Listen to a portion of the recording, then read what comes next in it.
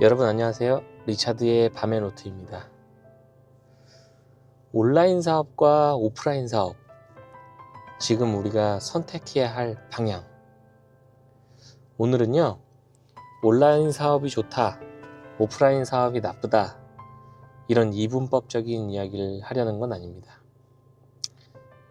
어떤 것이든 요새는 뭘 하든지 간에 온라인은 항상 같이 따라가 다니는 것 같아요. 오프라인으로 요식업을 하더라도 배달의 민족이나 쿠팡이츠 같은 온라인 플랫폼들하고 뗄래야 뗄 수 없는 관계에 있고, 블로그 마케팅이나 SNS까지, 유튜브까지 정말 다양하게 온라인 매체들이 활용되면서 오프라인 사업에도 깊숙이 관여를 하고 있는 게 사실입니다.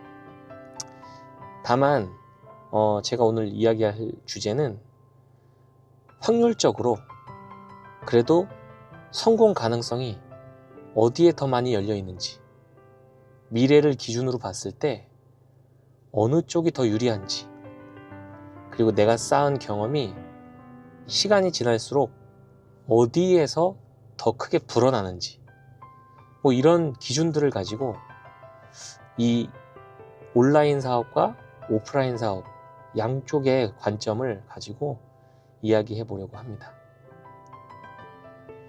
우리는 보통 이렇게 생각합니다. 오프라인이 더 현실적인 이야기 아니야? 실물이 있어야 신뢰가 가지 않나? 온라인은 이미 레드오션 아니야? 저도 똑같이 생각했어요. 그래서 늦게 시작했죠. 그런데 막상 2년 전에 온라인 사업을 시작해 보고 나니까 이제는 생각이 꽤 명확해졌습니다. 첫 번째는 성공 확률이라는 관점에서 보면 오프라인 사업은 시작 전에 이미 큰 결정을 요구합니다. 임대료, 인테리어, 인건비, 고정비. 한번 잘못 들어가면 버텨야 하는 게임이 됩니다. 반면 온라인은요, 작게 시작할 수 있습니다. 소량 테스트, 반응을 보면서 수정해 나갈 수 있는 부분, 안 되면 방향을 전환한다든지, 실패해도 회복 가능한 실패인 경우가 많아요. 이게 정말 큰 차이입니다. 두 번째는 리스크의 크기 관점에서 봤을 때 오프라인은 리스크가 고정비로 굳어집니다. 매출이 안 나와도 월세는 나가고 인건비도 나가고 시간은 계속 소모되죠. 온라인은 리스크가 훨씬 가볍습니다. 안 되면 멈출 수 있고 바꿀 수 있고 사업 전체를 접을 수도 있습니다. 이건 의지의 문제가 아니라 구조의 문제입니다.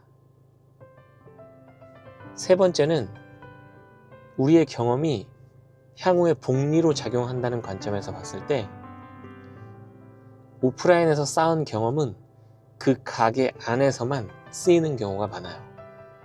하지만 온라인에서 쌓은 경험은 다릅니다. 상품 기획, 상세 페이지, 광고, 고객 반응, 리뷰 관리, 데이터 분석 등 이 모든 게 다음 전혀 다른 상품, 다음 채널, 다음 사업으로 그대로 이어집니다. 제가 중간에 방향을 바꿔도 이 경험은 헛되지 않았구나 라고 느끼는 이유가 바로 이거예요. 물론 오프라인 사업도 어떤 특정 분야의 사업을 했다면, 예를 들어 요식업을 했다면 다른 요식업에도 그 경험을 활용할 수 있죠. 하지만 그 복리의 작용이 온라인에서는 조금 더 획일화되고 어떤 시나리오, 그 다음에 시뮬레이션, 알고리즘, 어떤 그런 것들을 가지고 법칙들을 만들어 나갈 수 있다는 겁니다. 네 번째는 소비자의 선택은 이미 바뀌었습니다.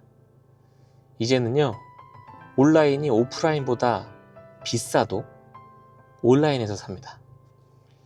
예전에는 온라인이 아무래도 더 싸고 오프라인이 비싸다라는 생각들이 있었는데, 거꾸로 이제는 온라인이 더 비싸고 오프라인이 더 싼데도 더 비싼 온라인에 가서 산다는 뜻입니다. 왜냐하면 멤버십 포인트, 쿠폰, 적립, 리뷰, 비교 이런 것들이 다 온라인에서 객관적으로 보여질 수 있기 때문에 각종 매장에서 점원들이 추천하는 상품, 설명하는 것들이 신뢰도가 온라인에 비해서는 떨어지는 게 사실입니다. 이 모든 게 온라인에서 훨씬 유리하기 때문이죠.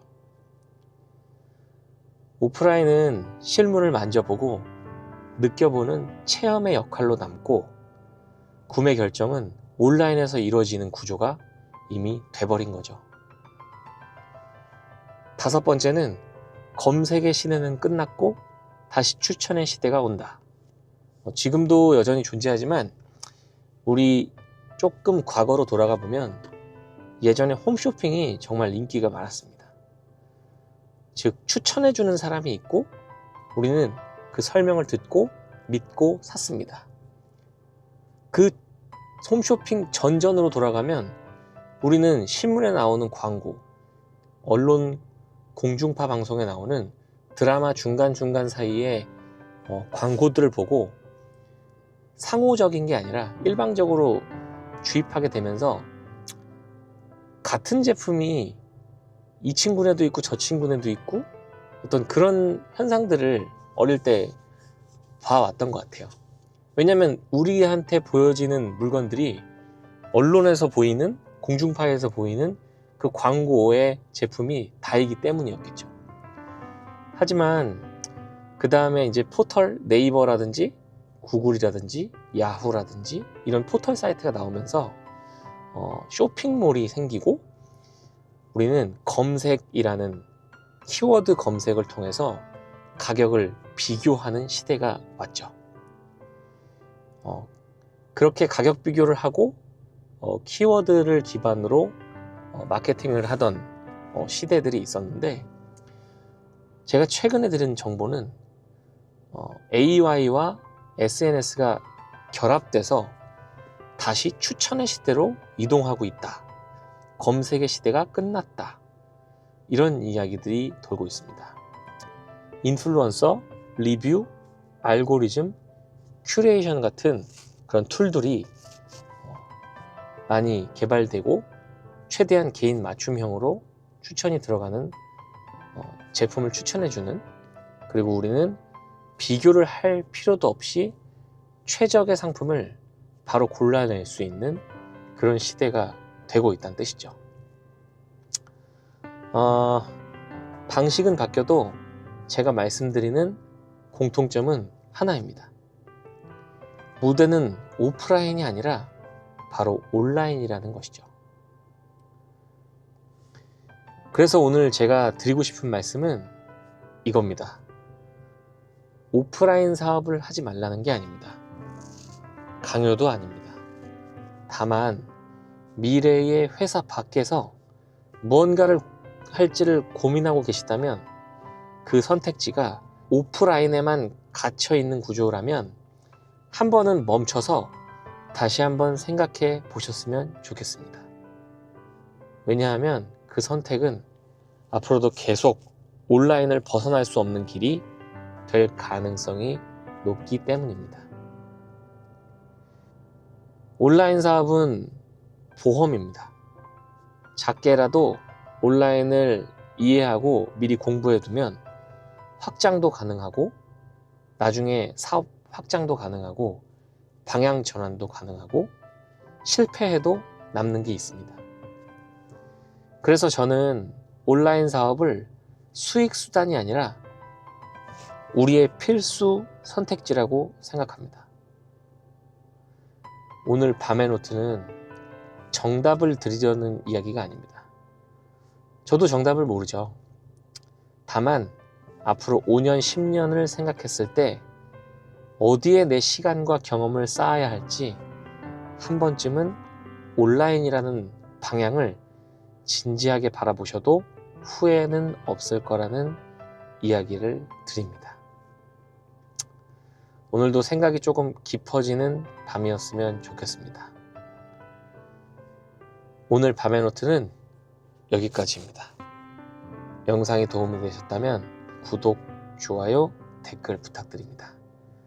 여러분 혼자 아니시고 제가 항상 옆에서 응원하겠습니다.